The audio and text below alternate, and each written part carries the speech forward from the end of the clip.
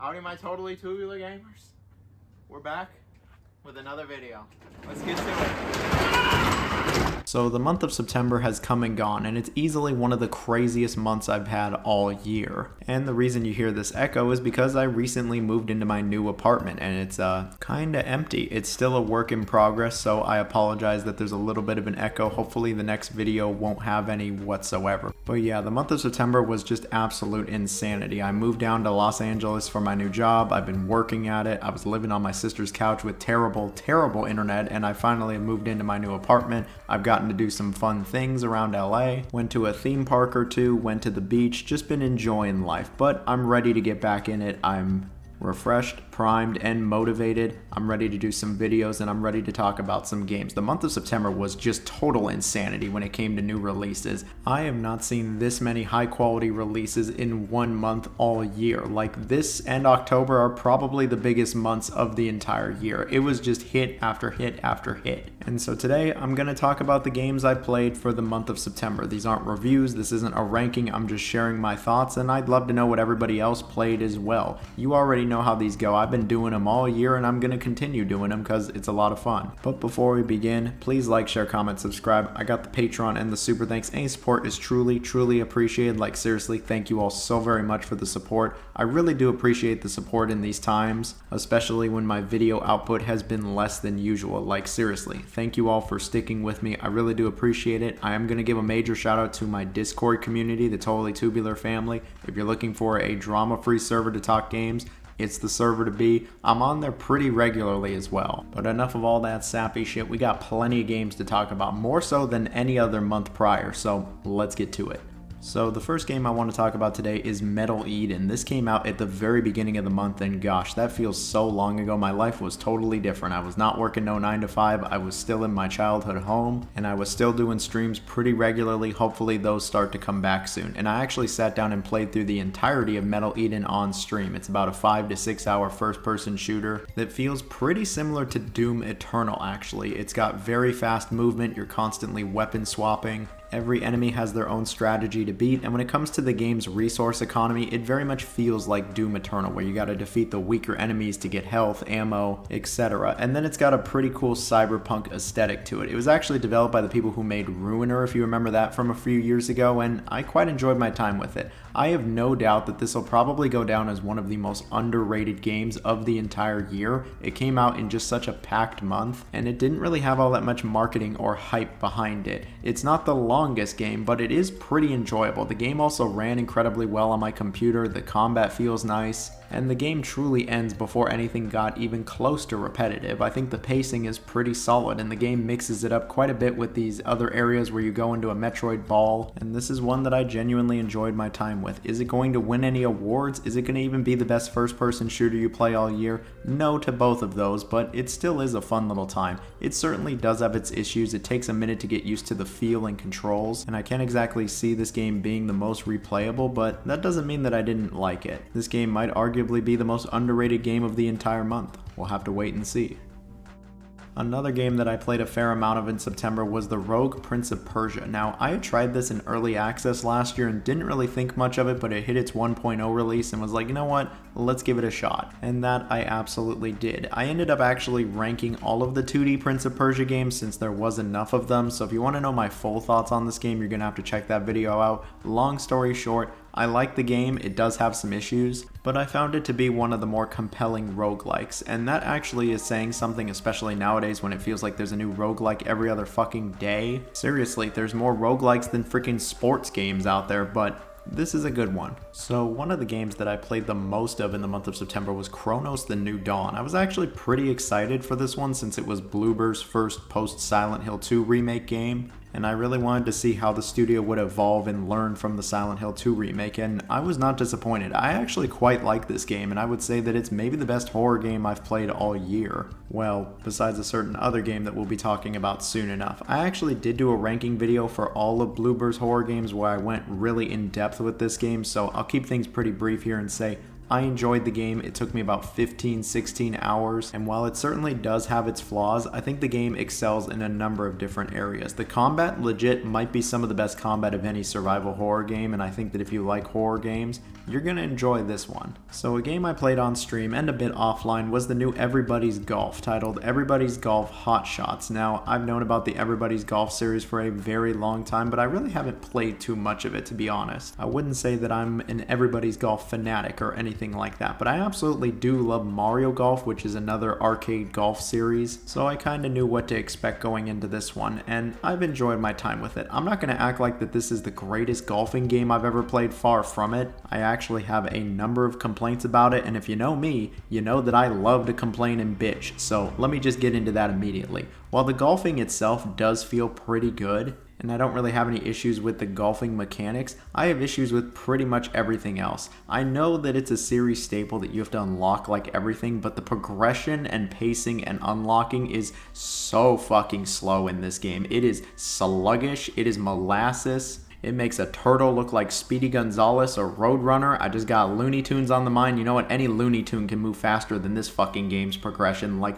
it felt like it was taking forever to unlock anything. You want to unlock a new character, you want to unlock a new club, a new sticker, you want to unlock a caddy that isn't a complete fucking moron. It just takes some time. Little girl, you're in the middle of the ride. Everything, it'll be just fine. But seriously, it takes a long ass time to unlock stuff in this game. It's like my biggest issue with the entire game. I was like, I'm getting pretty sick of playing as these characters, maybe these courses, maybe I want to mix it up. You're gonna have to unlock everything. It offers this pseudo story mode with like visual novel style cutscenes, air quotes. This is just awful. The writing is terrible. The budget feels super low. I was just like, you know what, forget this, take me to the golfing. And the other game modes, they really aren't anything special here. This Everybody's Golf feels like it's got about as much depth as a puddle, but it's as wide as an ocean. Like, yes, the golf mechanics are there. Yes, if you like arcade golf games, it is absolutely here, and I think you're going to enjoy it. I just wish there was a bit more meat on the bone. The PS4 Everybody's Golf game had way more to offer. Yeah, the progression and unlocking was a bit slow, but it was faster than this. At least it felt faster, and it felt like there was a lot more variety. I just didn't really get that feeling here. I had fun with this game, but I'm not going to be over the fucking moon about it. My golf ball is not going over the moon. It's probably going into the bunker. For whatever reason, my golf ball seems to be just magnetized to the bunker, especially when I'm streaming this game. Will I come back to it again?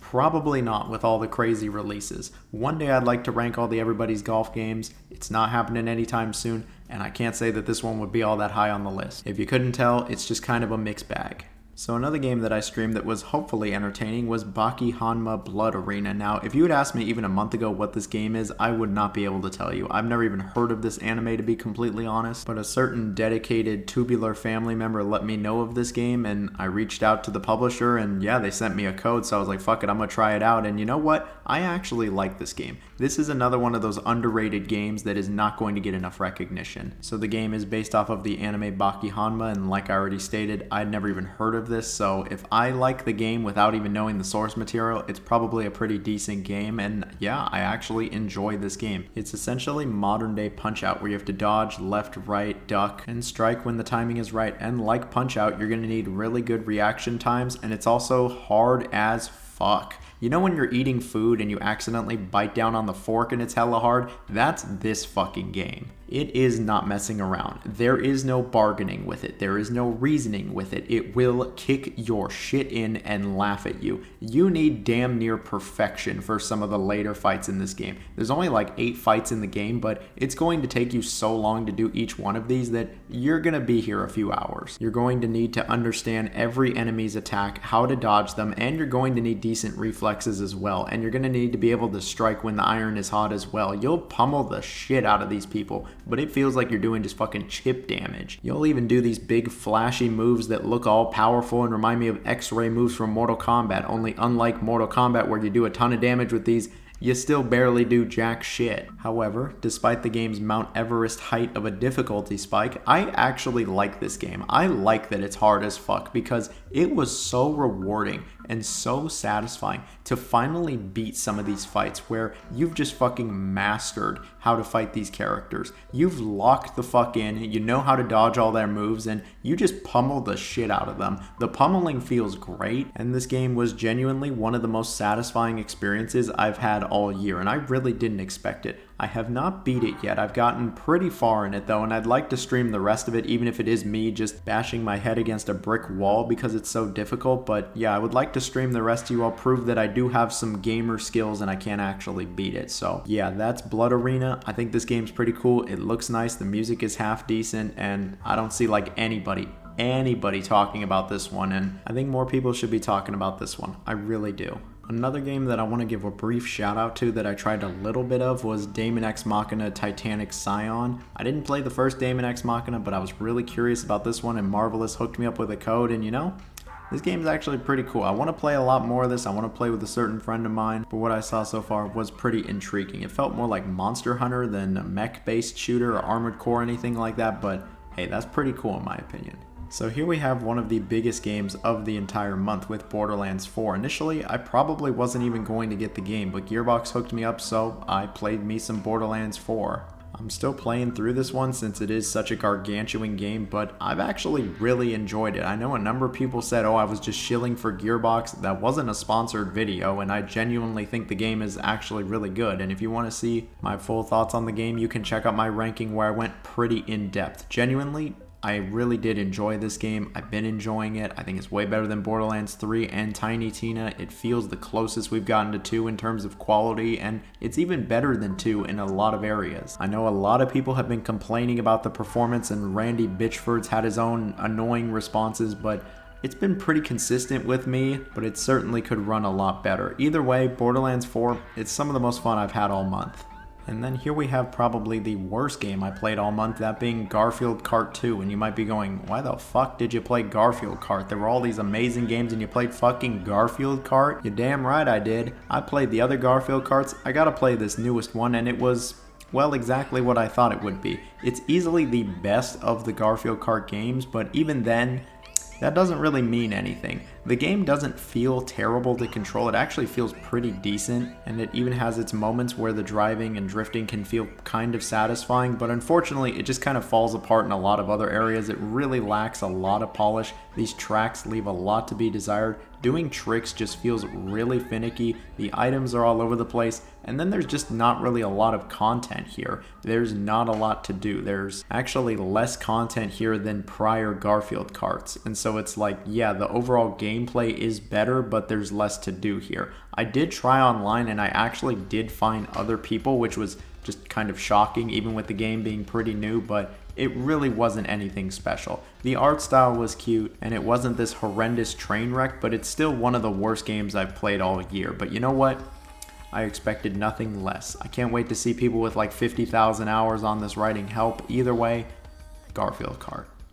So another game that I put a fair amount of time into is the Metal Gear Solid 3 remake. I haven't put as much time as I would like to, but I've put an okay amount of time into Metal Gear Solid Delta, Triangle, Pyramid, whatever they want to call this fucking thing. And I have played the original a few times. Like, I love Snake Eater. It's my favorite in the entire Metal Gear series, and I think it's one of the greatest games ever made. I was pretty skeptical of this remake, and after playing like 4 or 5 hours of it, I'm just kind of like, like, yes, it still is the same incredible game that it's always been, but this remake really doesn't feel like it needs to exist. Yes, obviously it looks a lot better and it plays a little better than the original, but the original is still aged incredibly well, and I'd still probably prefer the original at the end of the day. The original just has this aura, this mood, this vibe to it that I don't think this remake is able to recapture at all, and that's because it runs on Unreal Engine 5. It looks like just about any other Unreal Engine 5 game, and yes, it technically does look very good and is far superior to the original, but the aesthetic just looks a bit flat in comparison. That is just my personal opinion. That might be a really hot take. Maybe it's just nostalgia talking, but I love how the original game looks, and this visually just didn't really do it for me.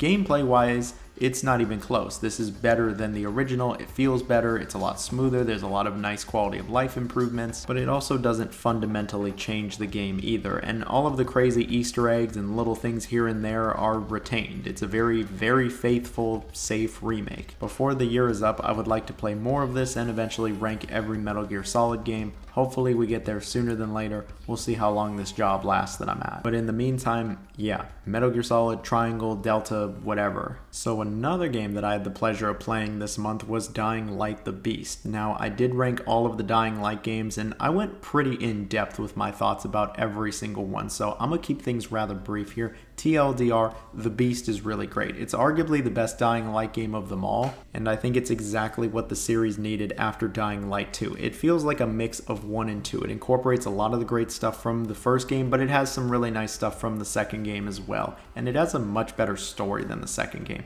It probably is the best story of the entire series. Not that that's saying much. It ran well on my computer, I had a lot of fun with it, and I'm just about done with it, and I really got nothing but good things to say about it. So another game that I had the pleasure of playing this month is one that I haven't seen like anybody talking about, and that is Formula Legends. I do want to give a shout out to Renaissance PR for hooking me up with this one. I was pretty excited when they hit me with an email about it because I actually was looking forward to this game. I love all types of driving games, realistic, casual, sim, etc. I mean, look at this video. I talked about freaking Garfield Kart, now I'm talking about a pretty serious F1 game. Okay, it's not simulator, but it still is an F1 game. While it doesn't have the F1 license, it very much is inspired by that. You can tell it's supposed to be F1, and it's just a fun little racing game that recreates some of the best moments of the sport's history. I'm not crazy familiar about F1, but even I knew what a few of these events were, and I thought it was pretty cool. The driving did take some time to get used to, and I had to turn on some of the assists, but once I got the hang of it, oh, I absolutely got the hang of it, and this game was actually more fun than I expected it to be. It certainly has a learning curve, and I know a lot of people don't care for the learning curve, but once you get past that, I think there's some fun to be had here, and there's actually a fair amount of content.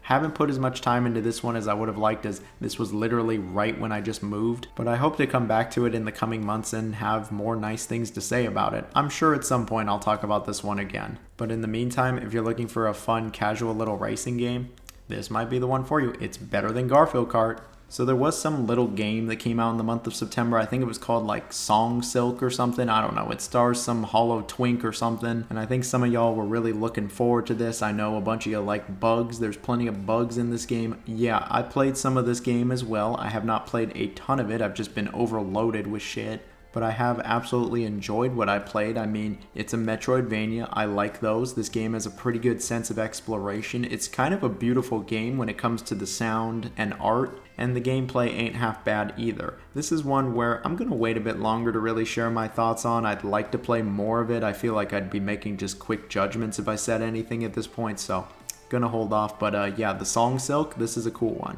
So the racing games aren't done. Yeah, this was a pretty good month for racing games. Honestly, it feels like this month was better for racing games than the entirety of 2024, but we also had Sonic Racing Cross Worlds, and I was really looking forward to this one. I'm still really looking forward to playing more of it, and that's because I've been having an absolute blast with it. I love Sonic racing games, and this is immediately one of the best. Years ago, I ranked every Sonic racing game. I'm gonna have to redo that because this game is pretty incredible. I'm saving my full thoughts for the video, but I absolutely love this game so far. The music is killer, it is the GOAT, it is peak, the racing feels really nice, the roster is actually pretty good, the track selection and the track design is actually really well done, and there are so many deep cuts here for Sonic fans, like longtime Sonic fans. I mean, Jet the Hawk and his crew coming back was already pretty cool, but it really feels like this game just went all in when it comes to the Sonic references, and all I gotta say is bring them on. I've absolutely been enjoying my time with this, and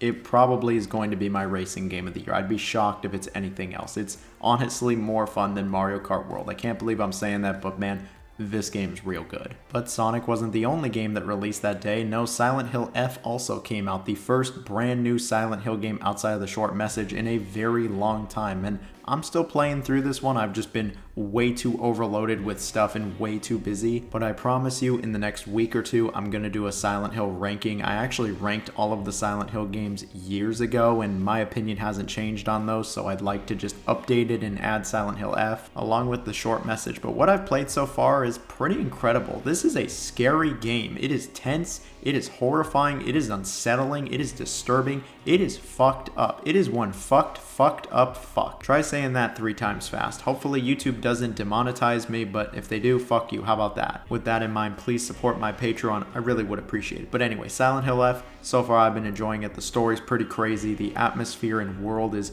very unsettling. The combat, while not great, is fine enough. I mean, it gets a pass. But to be honest, I kind of like that. It feels more like a throwback to the older games. It actually feels like a Silent Hill game. I know there are plenty of people who are like, this doesn't feel anything like a Silent Hill game with the setting and the world and the characters. Now, it really does. Walking around and looking at your map constantly to see roads closed off, and then getting into tense encounters and going into these scary dungeons, for lack of a better word, yeah, it very much does feel like a Silent Hill game, and it has a pretty wild story. And despite running on Unreal Engine 5, it actually ran pretty decently. I think Kronos probably ran a little better, but yeah, it actually ran fine, it looks fine, and so far, it's my horror game of the year. It's up there with Kronos. Full thoughts coming hopefully soon. I feel like October is just going to be my catch-up month, where I'm going to have all these ranking videos for games that came out in August and September. But you know what? That's the way the cookie crumbles. I just moved. Leave me alone. Oh, but there was also another game that I played that came out pretty much the same day, that being Pac-Man World 2 Repack. Yeah, they remade Pac-Man World 2.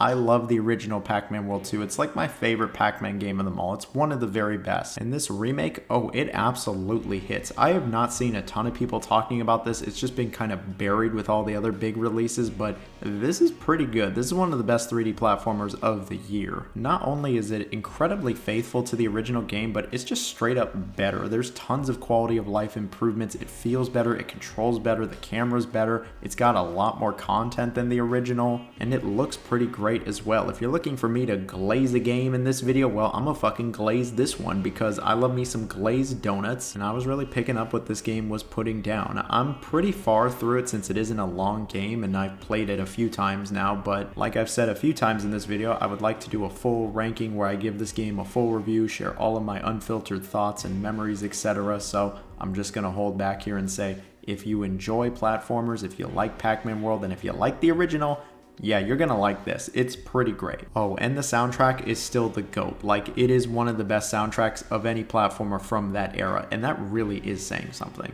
And then the last game we're gonna talk about today is Nicktoons Dice of Destiny. I played like an hour or two of this one. And you know what? It was surprisingly better than I expected. Yeah, it is pretty simplistic and it feels like baby's first Diablo, but there might absolutely be something here. Got a video coming about this one sooner than later. I'm actually almost done with this one. We'll see what comes first. I'm saving the entirety of my thoughts for the full video. I've said that plenty of times, but it's true. This type of video isn't meant to be full-scale reviews of these games. I'm just sharing my thoughts and what I played with you all, and I hope you've all enjoyed it. I'd love to know down below what you've all played. You let me know. You're going to get a heart from me. I'm never going to stop doing this. I might be in a different location. I might sound a little different, but I'm here. It's me. But I'm actually not going to be here any longer since this is the end of the video. So talk to y'all later. See ya. Bye-bye. Stay safe.